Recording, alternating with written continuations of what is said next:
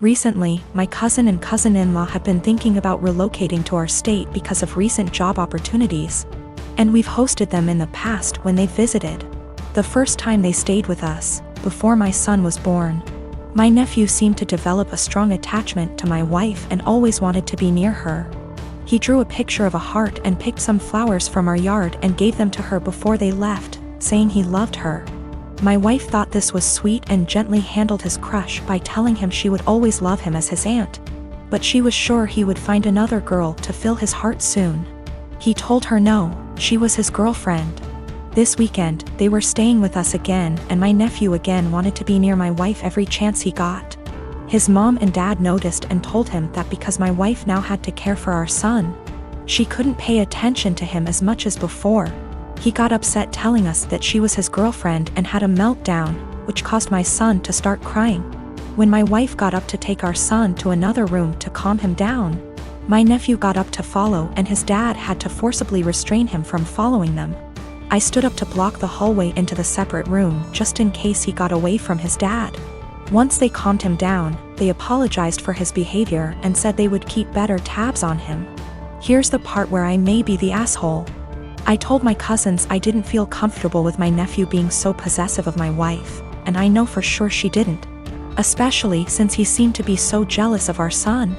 I told them I couldn't allow their son in our home until he learned to control himself and understand that my wife was not his girlfriend. I apologized but asked them to get a hotel room for the rest of their stay and not to visit us again unless they left my nephew behind with people they could trust and knew would care for him, while they searched for jobs in our state.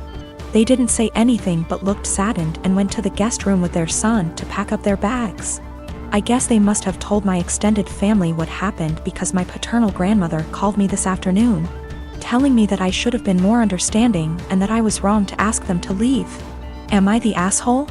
Technically, my cousin is my second cousin. My dad is an only child, so the cousin I refer to in my post is the son of my own dad's first cousin. My paternal grandmother and his paternal grandfather were siblings. I'm not sure if this is correct, but his autistic son would technically be my third cousin. The reason I refer to him as my nephew is because he's the generation after mine in our family tree, and it's less of a mouthful to refer to him as cousin X removed. A lot of people have posted that it's not correct to refer to him as my nephew, but to be frank, I don't care. And my family's never followed this traditional genealogy nomenclature.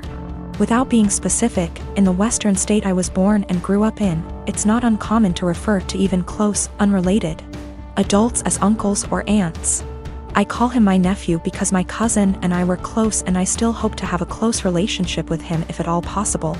Though I don't know how after this situation. Some have asked if I was jealous of my nephew calling my wife his GF.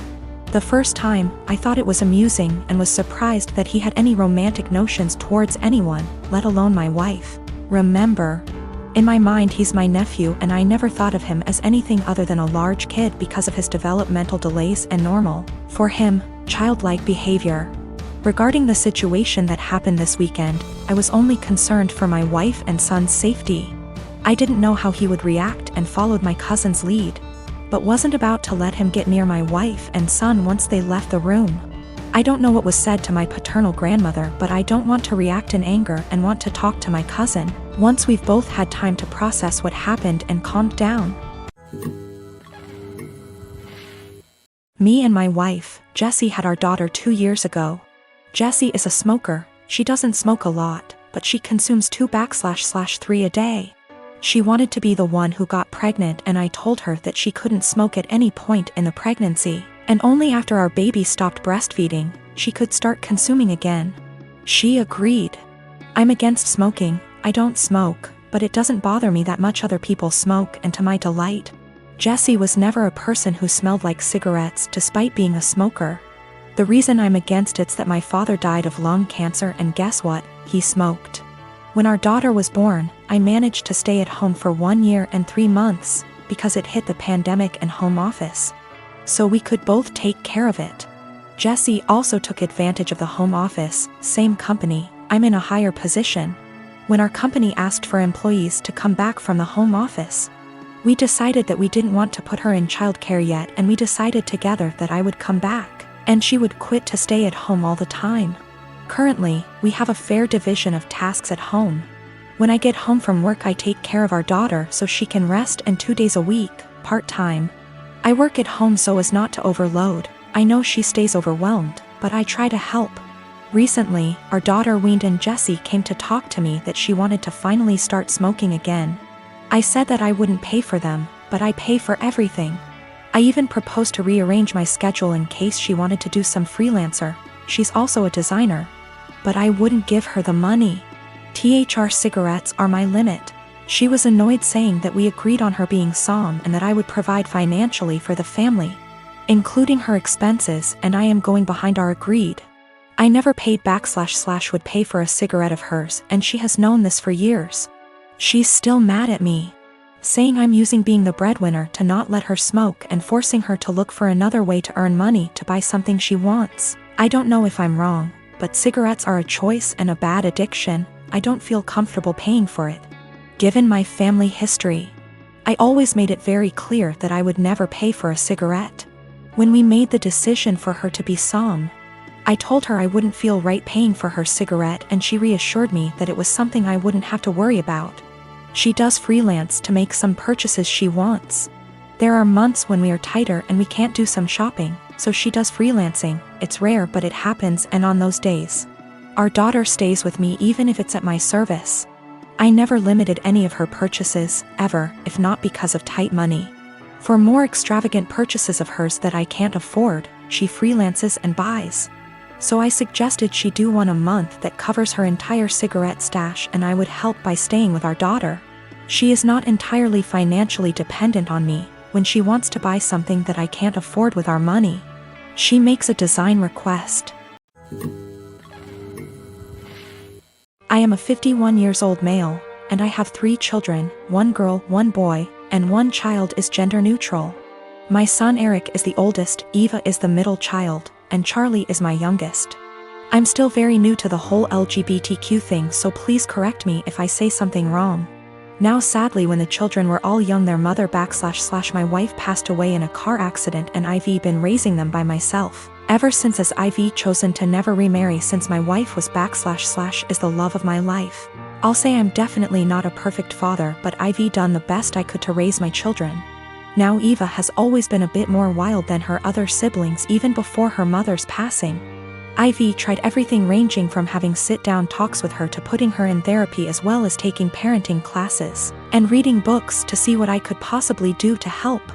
Therapy did seem to help a little bit, but decided to stop soon after she turned 18. Now let me tell you the story as to why I'm here now. My daughter Eva still lives with me and Charlie as she goes to school, and has definitely been home more due to the pandemic, but has started to go out more now that they are letting up on some of the regulations. Now I was out getting dinner with an old high school buddy of mine when I get a panicked call from my son, who had been at my house hanging out with his siblings. To summarize what he told me, he got into an argument with Eva and Charlie sided with him. Eva became very volatile and even called Charlie a slur, which is a big hell no for me. So I headed home and tried to calm everything down. I told Eva I didn't care about what they had been arguing about, and that she wasn't allowed to disrespect Charlie or Eric like that. Me and Eva ended up now being the ones to start arguing, but I soon shut it down when I realized it wasn't gonna help. I forced her to apologize and took away her car privileges until she could learn to respect her siblings, and I thought it was the end of that. Well, the next morning after work I ended up coming home and finding scraps of papers all over. At first I didn't get it, but then soon found out that she cut up about half a dozen letters her mother had written me when I was much younger. I was livid. I know it was her because I have a couple cameras in my house. I just walked into her room and told her to get out. She was smug and rolled her eyes, but then I yelled, "Get the out of my house," and she realized I was serious. She was crying and screaming, but I had felt sorta numb at that point, and she left with a friend of hers. But now I feel like I was being too harsh, but I wanna stand my ground. She did know about the cameras, but they're really just there for my dog.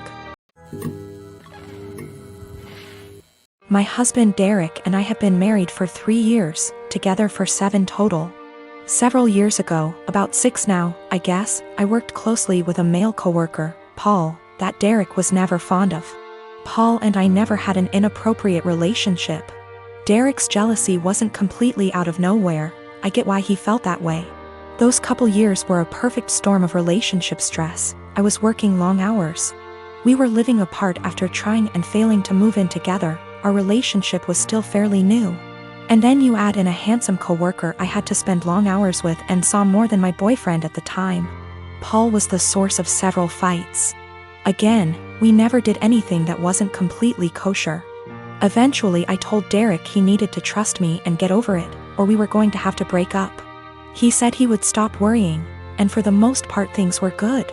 When Paul transferred out of state a few months later, things were really good. There were no worries at all, and our relationship has been amazingly strong ever since. This last weekend, my husband went out with a couple friends to some bars and a football game. When he came home, he was pretty wasted. We talked for a bit, and he mentioned how a friend of his had told him that he broke up with his girlfriend because she cheated on him. I commented on how that was a bummer and good for him for finding out before they got too serious. Derek, however, had a different take on it. He said it was a shame because they had seemed like a good couple, and if they really loved each other his friend could move past the cheating. Just like he had with me. At first I thought my husband was admitting to cheating on me, and asked him what he meant. He told me he always knew that Paul and I had slept together at least once all those years ago. But he knew I was the one for him and forgave me. I told Derek that I had never so much as even hugged Paul, except maybe at his going away party, let alone slept with him. Derek sort of just patted me on the arm, said of course, and passed out. The next morning I asked him about the conversation and he said it was okay, he had forgiven me, it wasn't even an issue. I again stressed that I had never cheated on him with anybody and I needed him to believe me. He sort of did the same, of course you didn't, babe wink thing again, and went to work. Every time I've tried to talk to him since, he won't hear me out. I'm this close to losing it with him. I need him to know that I never cheated, and I'm hurt that he thinks I would do something like that. What do I do? Do I just let him have this since it's not really hurting anything, or what? I don't want my own husband to think so little of me that he thinks I would cheat. That's not who I am.